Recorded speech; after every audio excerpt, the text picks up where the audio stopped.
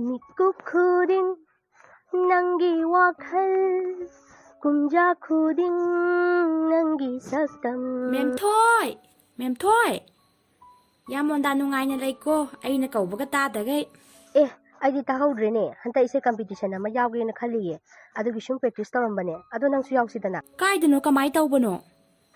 SS Entertainment gi nupi singtagi oiba masagi chahi 35 dagina 30 fawba laigadaba oigadabane lagliba tari 19 dagina 38 fawbagi manungda thajingadabane ado nangsu yawsidana nongdaw manungsida chum entertainment oina akhoi gi sakchaninga singtusu ulhawi yaidana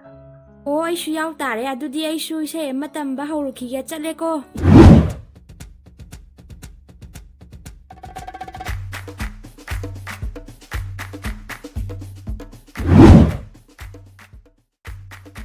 Adongidamakta SS Entertainment na puduna lakchari Ningol Khonjel.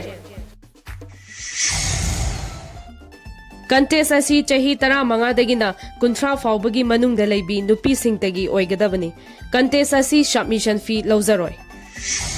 Manipuri isai ama hekta minute anigi manungda sakpiraktuna adomna self introduction tawbirakpa matamda ming leifam khaktamak tawbirakadabani without any edit uncut video recording oina lakliba August ki tarik 19 dagi 38 fawbagi manungda musical instrument amadi music track thadoktabida thajanbirakadabani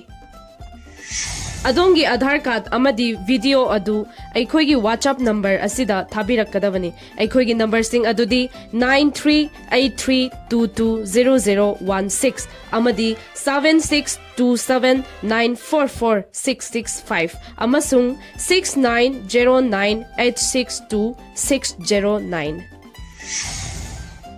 First, second, amadi third asi public voting haibadi view plus like plus comment gi score amasung jury panel gi score punna tabulation tawraga lauthokchagani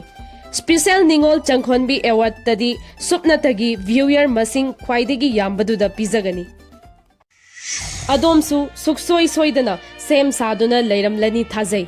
Adongi nungshiraba khonjel aduna phazaraba isaibu saktuna miyaungi pukning chingsinbiduna laibak fabi mithoi mihenbi ningol haibadu oibiu haina SS Entertainment gi maikaidagi yaifa paujel bizari tangko nipandagini video tharakpa kaubinu adombu ngaiduna leijaramge